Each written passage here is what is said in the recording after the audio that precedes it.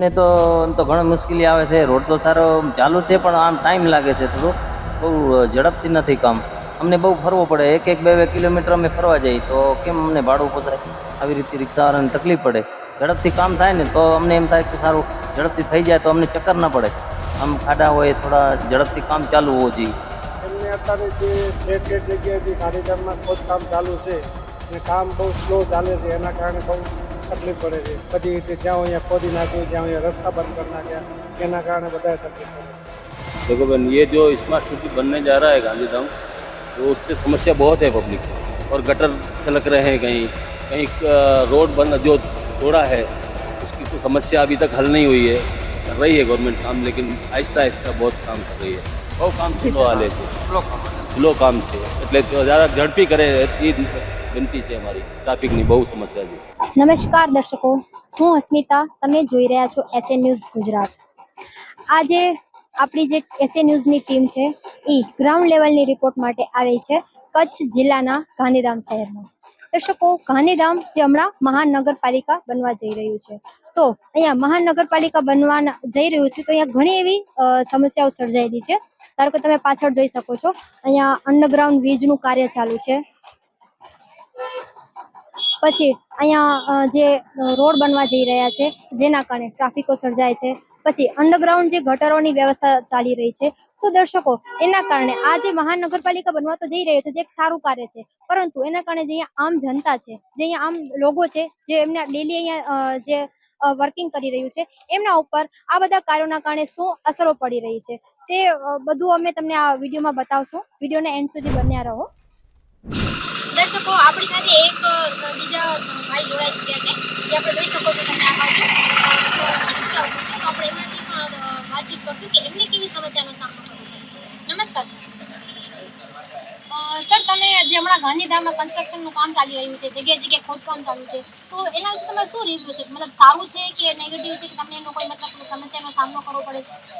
એમ જોવા જઈએ ને તો આપણે આ જે કામ નગરપાલિકા દ્વારા મહાનગરપાલિકા દ્વારા કરવામાં આવી રહ્યું છે એમ તો એક સારો જ છે. અને પણ સારાના લીધે અમને પણ ક્યાંક ને ક્યાંક એમના લીધે સમસ્યા ઊભી થઈ શકે, કારણ કે અમારું મેઇન કામ છે પાણી વોટર સપ્લાયનું પહોંચાડવાનું. એ વોટર સપ્લાય અમને પહોંચાડવાનું, કારણ કે અમારે ગલી ગલીમાં જવું પડે. એ અમે ગલીમાં જઈએ છીએ તો ક્યારેક એ રસ્તામાં પછી ખાડા કબૂચિયાનું બધું સામનો કરવો પડે છે. એક જગ્યાએ સારું તો છે, કારણ કે મહાનગરપાલિકાનું કામ થઈ રહ્યું છે, ખરું કામ છે.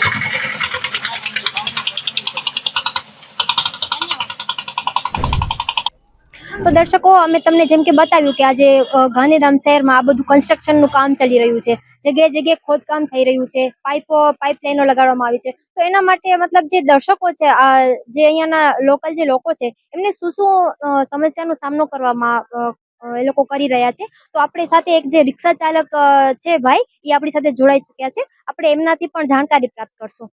નમસ્કાર સર. હાજી નમસ્કાર. સર, જેમ કે તમે રિક્ષા ચલાવો છો, તો અહીંયા જે જગ્યાએ જગ્યાએ ખોદકામ થઈ રહ્યું છે, કન્સ્ટ્રક્શનનું કામ ચાલુ છે, તો એને તમને કઈ મુશ્કેલીનો સામનો કરવો પડે છે? અમને તો એમ તો ઘણી મુશ્કેલી આવે છે. રોડ તો સારો ચાલુ છે પણ આમ ટાઈમ લાગે છે થોડું. બહુ ઝડપથી નથી કામ. અમને બહુ ફરવું પડે. એક બે કિલોમીટર અમે ફરવા જઈએ તો કેમ અમને ભાડું પોસાય? આવી રીતે રિક્ષાવાળાને તકલીફ પડે. ઝડપથી કામ થાય ને તો અમને એમ થાય કે સારું ઝડપથી થઈ જાય તો અમને ચક્કર ના પડે. આમ ખાડા હોય થોડા ઝડપથી કામ ચાલુ હોવું જોઈએ. દર્શકો, તમે આ જે રિક્ષા ચાલક જે ભાઈ હતા, એમના વિચાર જાણ્યા. એમણે એવું કીધું કે એમને કહેવાનું એવું છે કે ભાઈ એક તરીકે સારું થઈ રહ્યું છે કામ, કે ભાઈ રોડોનું કામ ચાલી રહ્યું છે, પણ એમને પણ ઘણી મુશ્કેલીઓનો સામનો કરવો પડે છે. તો અત્યારે આપણા સાથે એક રિક્ષા ચાલક જોડાઈ ગયા છે, તો એમને પણ પૂછીએ, કેમ કે ઠેર ઠેર વિસ્તારે ફરતા હોય છે, વર્દી કરતા હોય છે. નમસ્કાર સર. હાજી, તમારું નામ? મારું નામ વિનોદભાઈ પટેલ. અત્યારે ગાંધીધામમાં આપણે જોવા જઈએ, ગાંધીધામ સ્માર્ટ સિટી તો બની રહ્યું છે, પણ જે રિક્ષા ચાલકો છે, જે વાહન ચલાવે છે, એમને કઈ કઈ સમસ્યાનો સામનો કરવો પડે છે? એમને અત્યારે જે ઠેર જગ્યાએથી ગાંધીધામમાં ખોદકામ ચાલુ છે અને કામ બહુ સ્લો ચાલે છે, એના કારણે બહુ તકલીફ પડે છે. એટલે કઈ પ્રકારની તકલીફો? આ ખાડાના લીધે ગાડી ચલાવવામાં, માણસોને હાલવામાં, બધી રીતે જ્યાં અહીંયા ખોદી નાખ્યું, જ્યાં અહીંયા રસ્તા બંધ કરી નાખ્યા, એના કારણે બધાએ તકલીફ પડે છે. એમાં તમારા મતલબ જે ધંધો છે એના ઉપર કેટલો અસર પડે છે? ધંધામાં 25% ફરક પડે છે. 25% અમને 25% એટલે કેવી રીતે? વધારે ડીઝલ પેટ્રોલ ખાય છે, એના કારણે હાલવામાં. જી, ધન્યવાદ.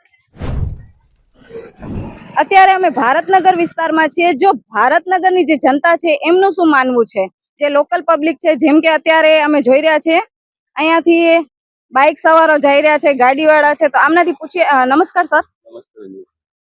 तो सर जैसे कि यहाँ पर देखने में आ रहा है भारतनगर में काफी जगह खोदकाम हो रहा है, गांधीधाम जो है एक स्मार्ट सिटी बनने जा रहा है, तो ये जो सारी प्रॉब्लम यहाँ पर है, तो उनसे जो आम जनता है वो क्या कहना चाहती है, उनको किन समस्याओं का सामना करना पड़ रहा है? देखो बहन, ये जो स्मार्ट सिटी बनने जा रहा है गांधीधाम, वो उससे समस्या बहुत है पब्लिक को।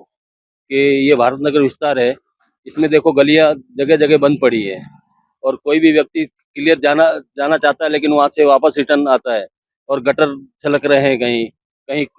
रोड बन जो तोड़ा है उसकी कोई समस्या अभी तक हल नहीं हुई है। कर रही है गवर्नमेंट काम, लेकिन आहिस्ता आहिस्ता बहुत काम कर रही है। इसमें थोड़ी लोग बाग को ज्यादा समस्या हो रही है। નમસ્કાર સર, હા નમસ્તે. તમે પણ ભારતનગરથી જ છો? હા અમે અહીંયા જ છીએ. તમને કઈ સમસ્યાઓનો સામનો કરવો પડે છે? મતલબ સમસ્યા તો આ બાકી તો બધું રેડી રેડ ચાલે છે, કામકાજ એકદમ સારું છે, પણ પ્રોબ્લેમ એ આવે છે કે જ્યાં વાયા થઈને જવું પડે છે, જ્યાં જ્યાં ડાયવર્ટ કરવા પડે છે, અને ઘડી ઘડી આમથી ફરીને જવું પડે છે, યા તો આમથી ફરીને જવું પડે છે. બાકી રેડી રેડ કામકાજ એકદમ સારું છે, અને અમને મજા પણ આવે છે, કામ સારું થશે, પણ થોડું જલ્દી બને અને જેટલે સર વહેલેસર સરકાર કામગીરી પૂર્ણ કરે. એટલે ધીમી ગતિથી કાર્ય ચાલી રહ્યું છે, બહુ ધીમી. પણ આ જેમ કે ભારતનગરમાં આપણે જોઈએ, એક તો ગટરની સમસ્યાઓ, જે નાળાઓનું કામકાજ ચાલી રહ્યું છે એ પણ થઈ રહ્યું છે, એક વીજળીનું કામ ચાલે, એમાં થોડુંક સમય તો લાગે. પણ ટાઈમ તો લાગવાનું છે, પણ અમે એમ કે જેટલું બને એટલું પબ્લિક ને તકલીફ ઓછી પડે એ પ્રમાણે વહેલેસર સરકાર કામ કરે તો સરકારના આભારી જ રહીશું. બહુ કામ સ્લો હાલે છે, સ્લો કામ આવે. સ્લો કામ છે, એટલે જરાક ઝડપી કરે એ વિનંતી છે અમારી. એટલે કે એક ટ્રાફિકની સમસ્યા પણ યોજાય છે. સમસ્યા હો જાય છે, ટ્રાફિકની બહુ સમસ્યા છે. ભલે, ધન્યવાદ. નમસ્કાર દર્શકો, હું ઉર્વી રાવલ. જેમ કે મારા સહયોગી રિપોર્ટર હસ્મિતાએ તમને બતાવ્યું કે ગાંધીધામ કેવી રીતે ડેવલપ થઈ રહ્યું છે. ગાંધીધામ અત્યારે સ્માર્ટ સિટી બનવા જઈ રહ્યું છે, અને જેમ કે અમે તમને તમામ પબ્લિકના જે રિવ્યુ હતા, એમની સમસ્યાઓ હતી, એ તમને જણાવી. અત્યારે પણ જોઈ શકો છો કે આટલી બધી મશીનરીઓ અહીંયા પડી છે. ગાંધીધામમાં, આદિપુરમાં, ગુરુકુળ, ભારતનગર, આ તમામ વિસ્તારોમાં 5 પ્રકારના કાર્યો ચાલી રહ્યા છે. જેમ કે અમે તમને જણાવ્યું કે ગાંધીધામ સ્માર્ટ સિટી બનવા જઈ રહ્યું છે. અત્યારે ગાંધીધામમાં મોટા પાયે નળ સે જલ યોજના જે છે સાકાર કરવાનું એક સપનું છે, જે 116 કરોડના ખર્ચે થઈ રહ્યું છે, અને ગાંધીધામ આદિપુર વચ્ચે 300 કિલોમીટર લાંબી પાઇપલાઇન નાખવામાં આવી રહી છે, જેથી નળ સે જલ યોજના જે છે સાકાર થાય. બીજું છે ડ્રેનેજની સમસ્યા, નાળાઓનું કામ જે ચાલી રહ્યું છે, વારે ઘડી જે આ ડ્રેનેજનું આપણે જોઈએ છે કે ભારતનગરમાં ઘણી આ સમસ્યા જોવા મળી છે, એનો પણ નિકાલ કરવામાં આવી રહ્યું છે. રોડ કન્સ્ટ્રક્શનનું કામ ચાલી રહ્યું છે. આ તમામ જે છે અંડરગ્રાઉન્ડ વીજનું કાર્ય ચાલી રહ્યું છે. આ તમામ એક ગાંધીધામને મતલબ એક પાયો મજબૂત કરવામાં આવી રહ્યો છે, સ્માર્ટ સિટી બનવા જઈ રહ્યું છે. આ પગલાઓ બધા હાથ ધરવામાં આવી રહ્યા છે, અને જે પબ્લિક છે એમની બસ એટલી વિનંતી છે કે આ જે એક જગ્યાએ કાર્ય ચાલુ કરવામાં આવે તો પેલા એને એ કાર્યને પૂરું કરવામાં આવે, તેથી જે આમ જનતા છે એમને કોઈ તકલીફ ન થાય. બાકી પબ્લિક જે છે ખુશ પણ છે કે ગાંધીધામ સ્માર્ટ સિટી બની રહ્યું છે, મહાનગરપાલિકા થઈ ગયું છે. તો આવી જ અવનવી જાણકારી મેળવવા માટે જોડાયેલા રહો SC ન્યૂઝ ગુજરાત સાથે. ધન્યવાદ.